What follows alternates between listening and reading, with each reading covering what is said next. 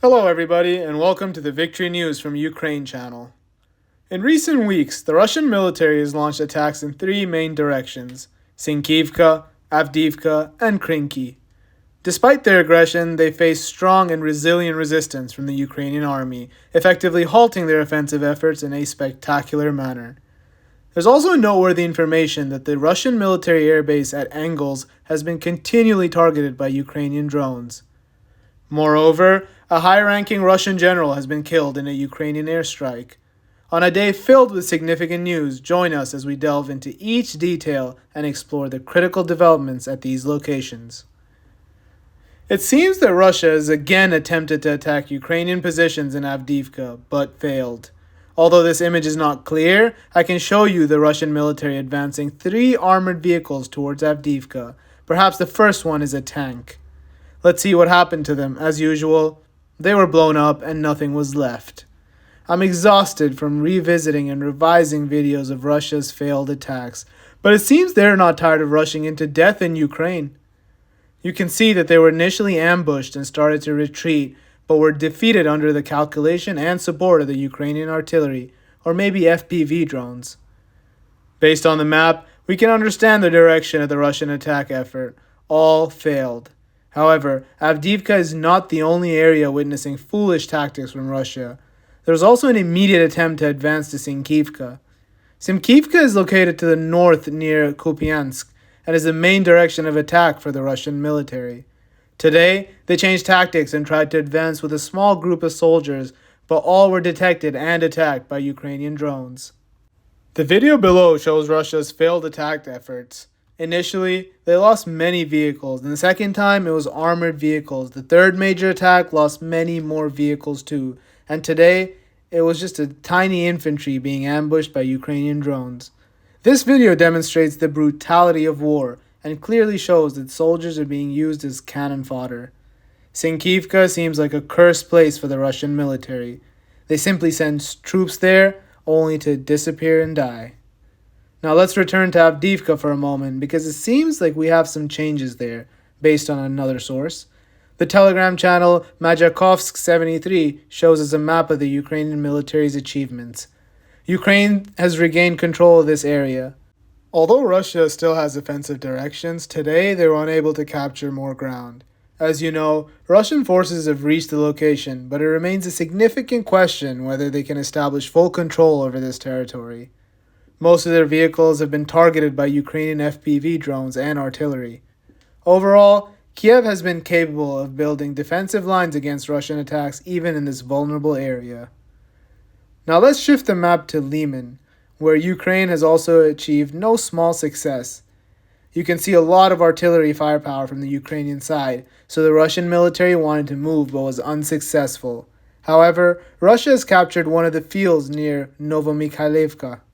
Once again, the Russian military attempted to gain control of the village of Krynky using firepower to attack. We can conclude that Russia is utilizing three main attack directions: Sinkivka, Avdiivka, and Krynky. From Krynky, we have this video of a Russian BMP armored vehicle driving down a road, not turning right or left, and ultimately being attacked by something.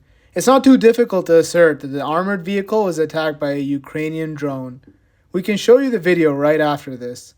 FPV drones are very effective. For example, this is Russian artillery targeted by 4 FPV drones, and only after that did it catch fire. It is therefore true that sometimes a single drone is not enough to destroy Russian armored vehicles, tanks, or even self-propelled artillery, as in this case.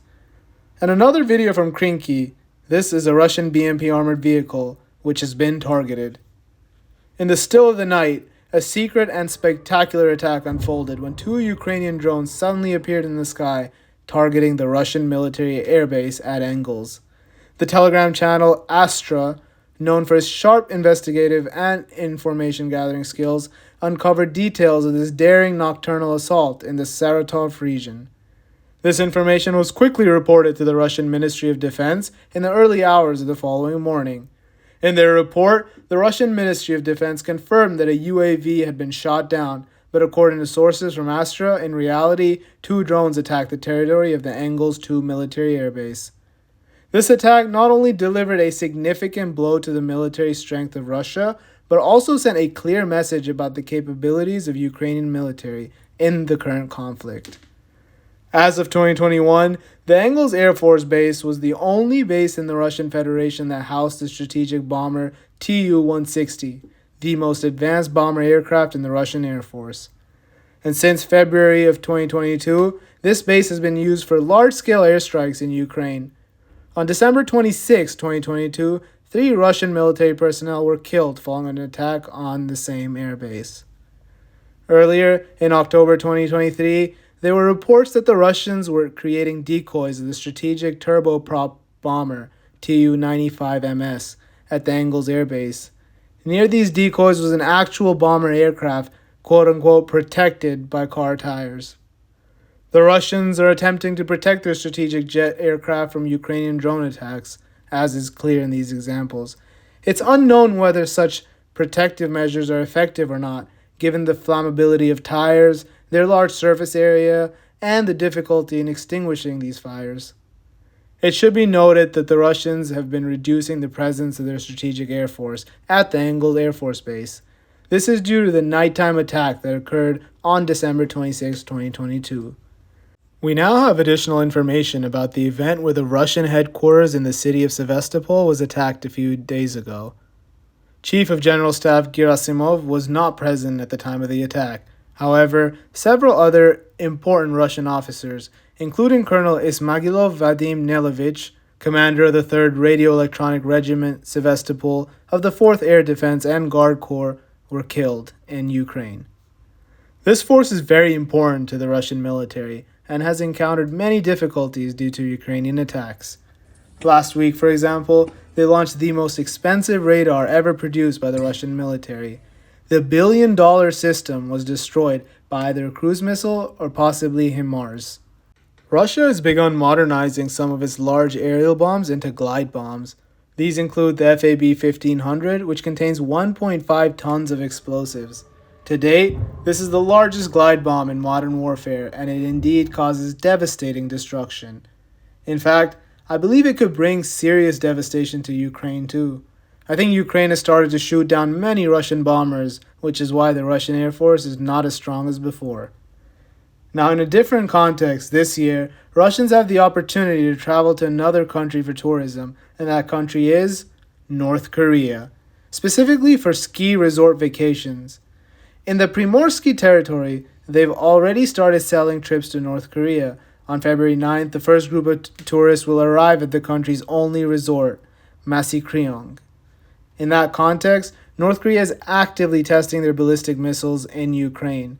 These missiles are capable of carrying nuclear warheads. Such actions pose a real danger not only to Ukraine but also the entire world. Today, Kim Jong-un stated that they're directly confronting the war and will not shy away from it.